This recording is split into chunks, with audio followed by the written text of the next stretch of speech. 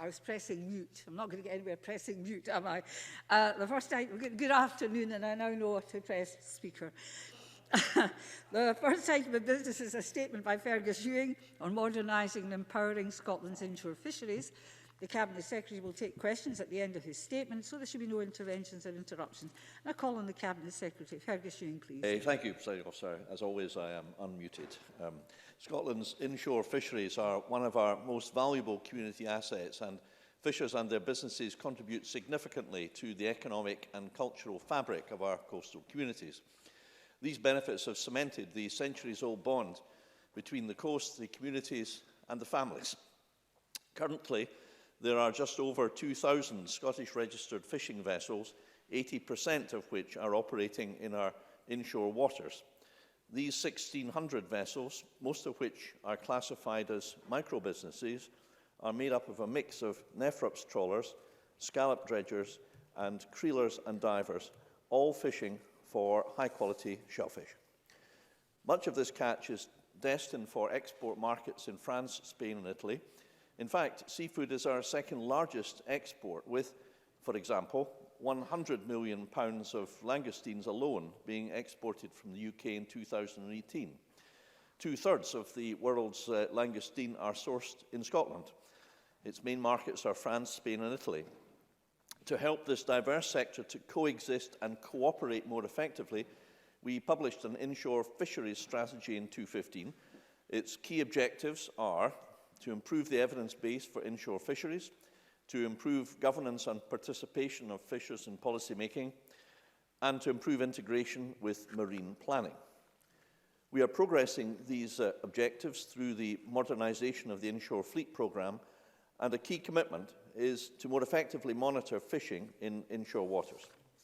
This will provide vital data for government to manage fishing resources, provide reassurance to local communities about fishing activity, and information for fishers themselves to guide how, when and what they fish.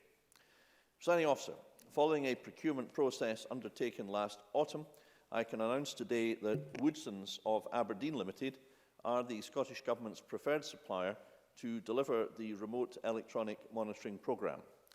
And I can further advise that the scallop dredge fleet will be amongst the first to be equipped with remote electronic monitoring systems. Modernising our approach to vessel monitoring and tracking will help improve our insight into the inshore fleet's profile, how it operates, how it adapts, and what matters most to its sustainable development. But we also need to blend technological innovation with other policy activity. Competition for space can be intense in our inshore waters, and no more so than in some fishing grounds. The report of Gear Conflict Task Force in 2014 laid the foundations for the modernisation programme. Since then, we have worked with inshore fisheries groups and communities to address issues and encourage cooperative working. Moreover, we have all become increasingly aware of the risks posed by plastics in our seas to fish and other marine wildlife, and that marine litter is an increasing problem. We are not immune from that here in Scotland, and we must all do more to clean up our waters and coastlines. I can therefore advise today that I intend to lay a Scottish statutory instrument this spring regulating the marking of creels. This will enhance visibility, improve navigational safety and identity of ownership, while ensuring that buoys are of a consistent material and design. The use of footballs and milk cartons to mark creels will be a thing of the past. Government officials continue to engage with local fishing communities and groups to encourage behaviour change. Empowering our inshore fishers to contribute to and manage their own activity is key to sustainable fishing in the future. So we are continuing to develop a multi-agency approach to managing conflicts between fishers, including building the relationship between Marine Scotland and Police Scotland. This will enable government, working in partnership with the industry and communities, to facilitate more effective sharing of sea space between the various users, and will help determine where and how government intervention is most needed. Given the increased intensity of marine planning activities, an improved evidence base is key. We must protect Scotland's unique and valuable marine environment whilst enabling appropriate offshore wind and renewables initiatives, as well as allowing fishing to continue. It can often feel to Scotland's historic and still hugely relevant inshore fisheries fleet that their needs and interests are less important than other considerations. Presiding Officer, I want to assure them that this is not the case. They matter, and this government wants them to continue to fish sustainably into the future. That is why gathering verifiable data on inshore activity is so important.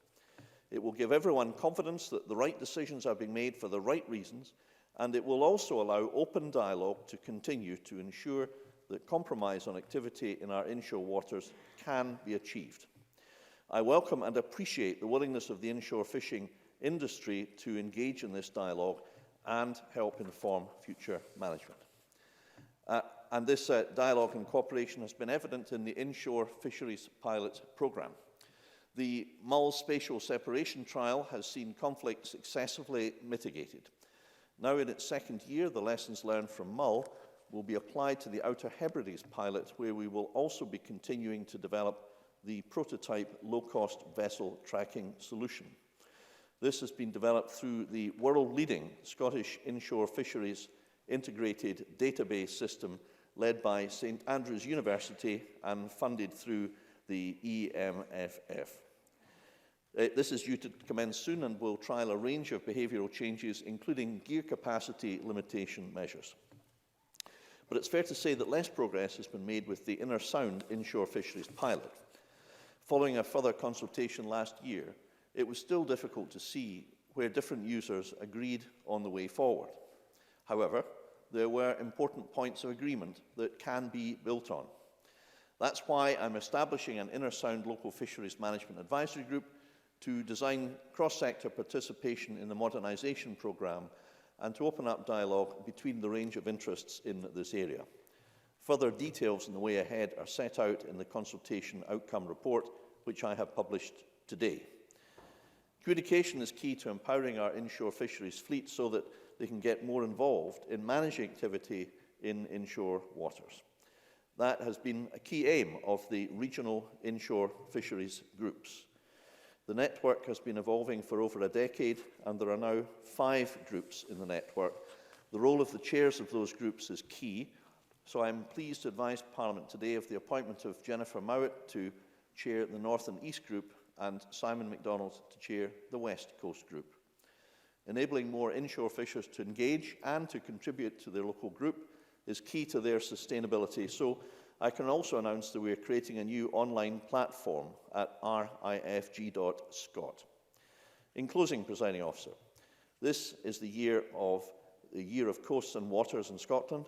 It's entirely appropriate that we pay tribute to the role played by our inshore fishers, still working often in hazardous and sometimes, sadly, life-threatening conditions, to bring economic, social and cultural benefit to our coasts and our waters. Our fleets must be encouraged and enabled to modernise, not just to survive, but to thrive, and to do so in a way which contributes to the sustainable management of these and vital and valuable waters. They must also be empowered to make that contribution.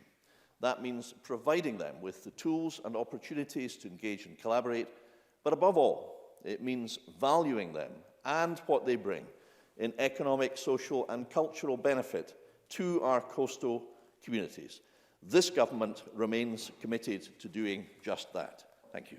Thank you very much, Cabinet Secretary. The Cabinet Secretary will now take questions on the issues in this statement. I've got about 20 minutes for questions, after which we'll move on to the next item of business. Can I ask those members who wish to ask questions to press the request to speak buttons down? I call Peter Chapman to be followed by Colin Smith. Mr Chapman, please. I thank you, Presiding Officer, and I thank the Cabinet Secretary for prior sight of his statements. Our inshore fisheries are indeed a very valuable resource to Scotland, and there is much in this statement that I welcome, and a lot of positive proposals which will help to take out some of the tensions between the static fishermen and those using mobile gear. I welcome the announcement that the remote electronic monitoring programme is going ahead, and I also agree that the scallop dredge fleet should be among the first to be equipped with remote electronic monitoring. I also agree that local management is the way ahead. It is right to empower our inshore fishermen to manage their own activity and to work together to manage gear conflict.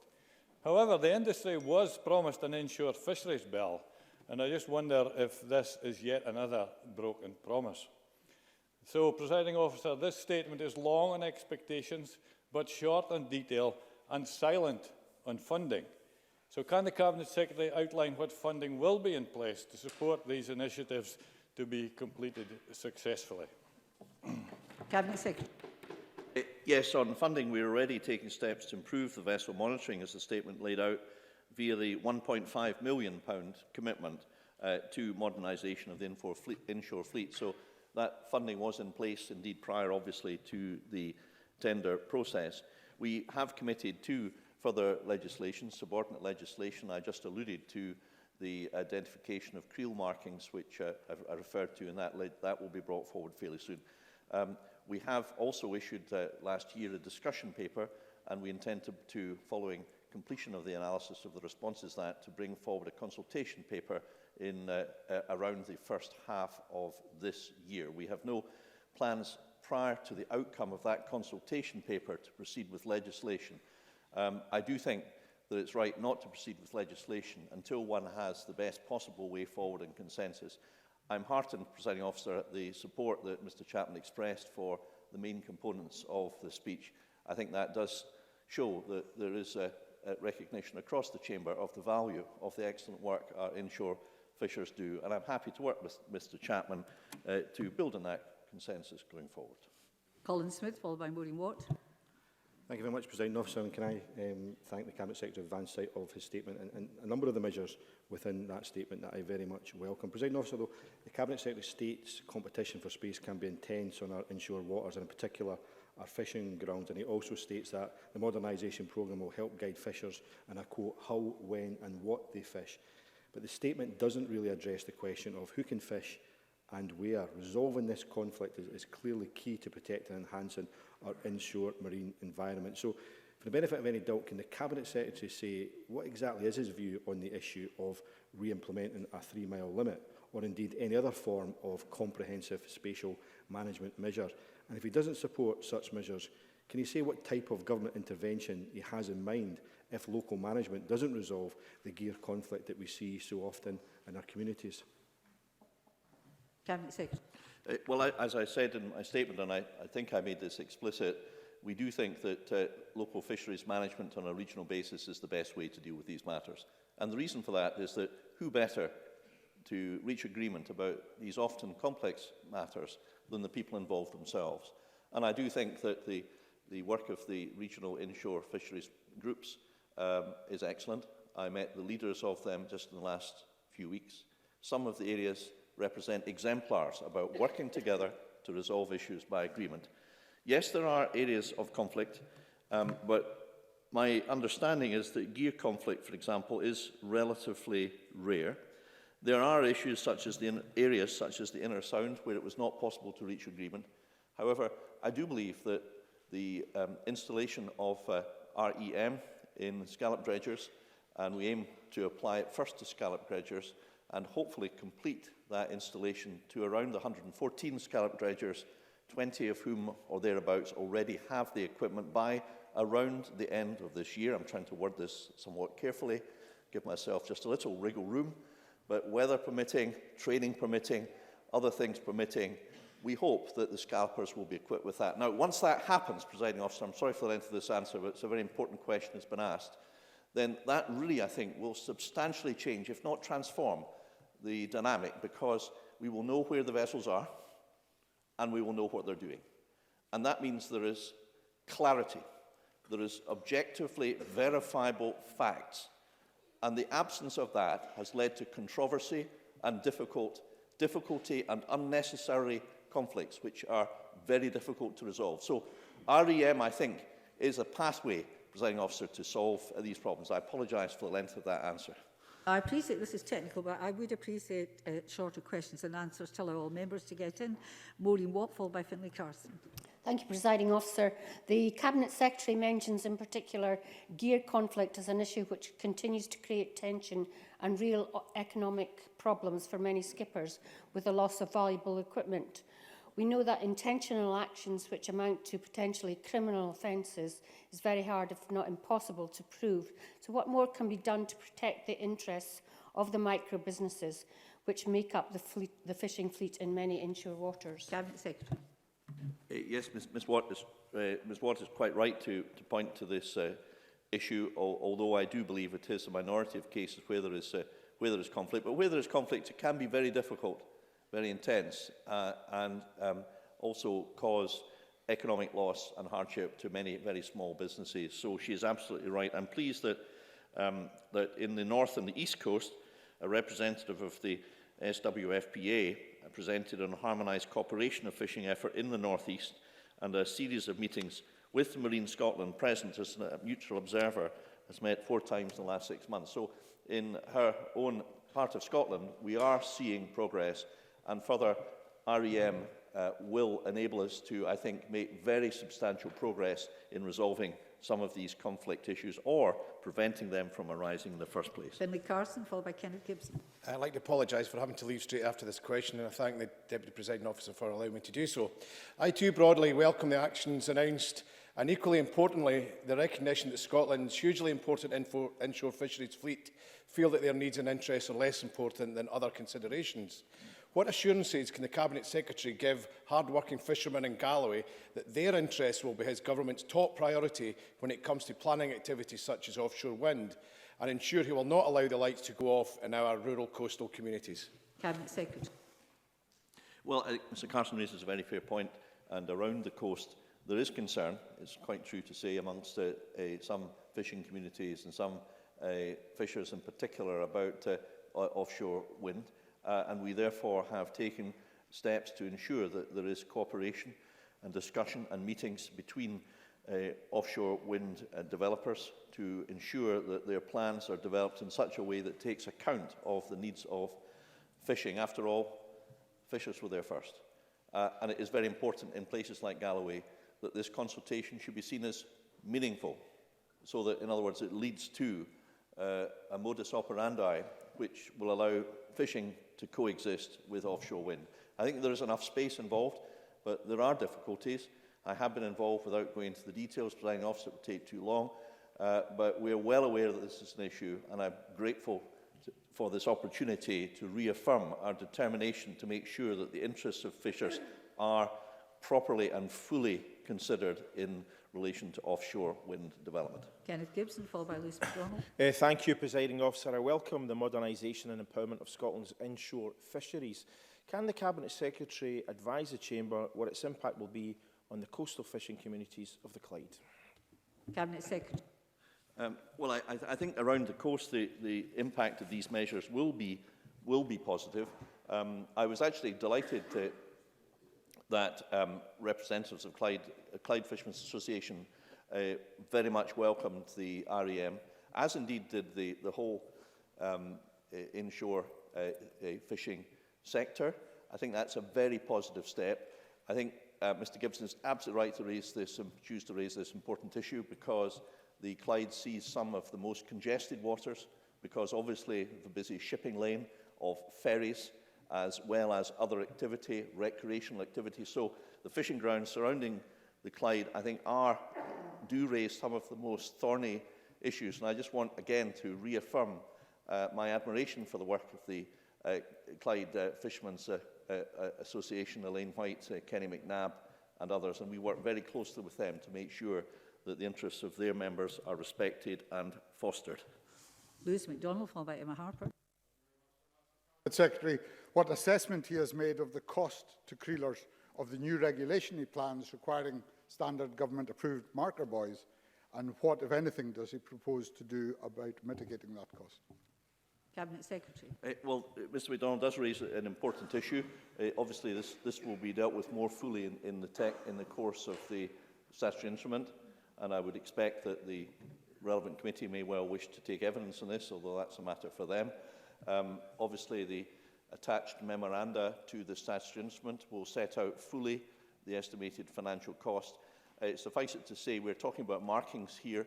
We're not talking about very complicated and expensive equipment, so I would expect the costs to be relatively modest. I can't give him the costs today, but I can assure him that we have no desire to foist disproportionate and excessive costs upon the creel sector, and we will, of course, work closely with them in relation to the development of the regulations, and prior to their introduction, I will seek to meet with them, if they wish me to discuss these matters, and I'm again grateful for the opportunity to provide that confirmation. Emma Harper, followed by Andy Whiteman. Kirkcudbright in Dumfries and Galloway is Scotland's second busiest inshore fishery, producing world-renowned West Coast produce such as scallops. Can the Cabinet Secretary outline what support is available to our inshore fishermen and women, such as those in the southwest of Scotland, to allow them to take forward measures to play their part in the climate emergency? Cabinet Secretary. Well, obviously, we do want to make sure that we can continue to provide financial assistance to fishing communities and the fishing sector as a whole. This has been a very consensual session so far, so I don't particularly want to interrupt the mojo, but I think it is only fair for me to point out this, that with the European Maritime Fisheries Fund, the fishing communities around Scotland had a very good financial friend. That is gone, and that is replaced by a much lower and less reliable form of finance. I've written to George Eustace about this, I think, just in the last couple of days. And rest assured, we will be ensuring that the UK replace, as they promised to do, the funding upon which we used to be able to rely on from the European Union. Andy Whiteman, followed by Mike Rumbles. Thank you. I welcome the commitment to remote monitoring of vessels, which was a Green proposal that achieved support in this chamber in 2018. The statement is very light in detail regarding the rollout of monitoring, though. Given the impacts we've seen in marine protected areas from illegal dredging, can the Cabinet Secretary confirm that the rollout will include gear monitoring for all vessels over and under 12 metres, and that the technology will be tamper-proof and be sufficient to enforce the regulations and prosecute offenders? Cabinet Secretary. Yeah. Well, I think we developed the policy long before 2018, although I'm welcome that the Greens now support it. So far as the rollout is concerned, I can provide, there's an awful lot of detail, I just don't have the time to go into it, but the first equipment will be delivered to Aberdeen around March. In April, the first fitting will take place to scallopers in Shetland. There will be training provided, there will be slots provided for fitting of the equipment. There are two basic systems. There's the tracking device, and then there's the tele equipment to film what happens. The approach will be proportionate. Rhoda Grant is not here, but she previously said, what about the very smallest vessels? Well, they will be proportionate. They will have a tracking device, but probably perhaps not the camera device, because it's not required. That's a matter of further consideration and discussion, but we have to be proportionate. I don't think we should just assume that all fishers are guilty and we should talk about reefs being damaged, the implication being that fishermen are intent on sort of doing this kind of damage. We take very seriously any such incidents where they occur, but I would like just to stress, since the implication has been raised, that the vast majority of fishers fully respect the marine environment. After all, it's the source of their livelihood and of that of their successors for decades and centuries to come. Mike Rumbles, followed by Stuart McMillan. The Cabinet Secretary said that he wants to ensure that compromise on activity in our inshore waters can be achieved. Can he tell us, though, how exactly he envisages this happening, especially if the local management groups can't agree? Cabinet Secretary. Moses has picked on a fair point. I had meant to change ensure to help to ensure, but I think I omitted to do that prior to the statement, and I've been kind of found out by Mr. Rumble's sharp forensic analysis. A rare confession, Presiding Officer. But to be serious, I think, to be serious, we will do everything we can to help find a way through. And I think, I should say, Marine Scotland officials get out and about a lot. They don't just sit in their office. They go out and about and they meet and listen very carefully to the concerns of all of those involved. And that is actually something that's much appreciated. Kate Forbes, the local MSP, has remarked on that to me, how much it was appreciated that Marine Scotland came along as, if you like, impartial observers, but enthusiastic supporters of finding a solution. The second point is that the new development will be the implementation of remote electronic monitoring equipment. And insofar as the disagreements arise because of disputed fact, claim and counterclaim, where was that vessel? Was it fishing in the wrong place? Was it fishing where my creels are located? Well, all of these matters up till now are almost impossible to resolve because the evidence cannot be provided without disputation. REM provides that, an opportunity for that to be changed. That's why I think it's so important to answer Mr Rumble's question. Stuart McMillan, followed by Edward Mountain. Thank you, Presiding Officer. The progress on the remote electronic monitoring programme is welcome, and can the Cabinet Secretary say a bit more about the timescale of the programme becoming operational and how is that going to work on the vessels? Cabinet Secretary. Well, I won't repeat what I said earlier, but the aim is to apply the equipment firstly to scallopers. There are, I think, 114. I think around 20 already have them, and the contractors will work, if you like, around the coast, starting from Shetland, going around to the Hebrides, going around the west coast, and the aim is to complete that section of the work around the end of the year, or by the end of the year, if at all possible, and then work on the other vessels that are to be subject to the scheme. There's a lot more information I can give because there are various components. There's fitting the equipment, there's testing it, there's making sure it works, there's licensing it, there's checking that the data transmitted from the vessel to Marine Scotland is operating correctly and can be monitored correctly, there's training in the use of it. So, like anything new, Presiding Officer, this is not necessarily a straightforward process. It will take time, but I'm very confident that next year we will be able to say that we have introduced something world-leading in inshore fisheries, and that will be a great thing. Edward Mountain, followed by David Torrance. Thank you, Presiding Officer. I too welcome much of what the Cabinet Secretary has said. It's not a inshore fisheries bill, but there are some good steps forward. Inshore fishermen, Cabinet Secretary, and the aquaculture industry need to be good neighbours, and I wonder if the Cabinet Secretary can inform us of what his proposals are in relation to this. Cabinet Secretary. Well, I think we're steering slightly into aquaculture, but I'm very happy to answer, Presiding Officer, and inform Mr Mountain that, as I think Mr Mountain will know, the fisheries framework that we set up included several work streams. One of the work streams was a group to look at the interactions between farm salmon and wild fish, wild salmon in particular. That group was chaired by John Goodlad. I had the opportunity for a quick update from John Goodlad in the last few weeks in respect of this matter, which I think is what I hope is the right the matter that Mr Mountain raised, and I would hope that that work will come to a conclusion reasonably soon. Well, I didn't understand, but there we are. I'm not clued up on fish to eat, except to eat. David Torrance. Thank you, Presiding Officer. Cabinet Secretary highlighted the valuable export and trade in shellfish. Can he say more about that? And does he share my concern that the UK Government's approach to Brexit, which has been reckless and foolhardy throughout, still threatens to destroy not only this trade, but a way of life which is integral to coastal communities and indeed to our Scottish identity? Cabinet Secretary. Well, I don't think that is an overstatement. We are already seeing very serious threats, actually, because of the loss of the Chinese crab market, with businesses in serious difficulty as a result of that. But the thing about shellfish is it's very perishable. If there's any delay to markets, the whole consignments of shellfish become valueless very quickly. The delivery mechanism is just in time. The export markets are France, Spain, Italy, and the just-in-time mechanism works to a few hours accuracy. Any delay is critical. As I understand it, the UK refused dynamic alignment, leading to the requirement of export health certificates, additional costs, but also possible delay. And in addition to that, the workforce implications of the measures announced by the Home Secretary are devastatingly bad for the shellfish sector as they are for the farming sector, the tourism sector and the care sector.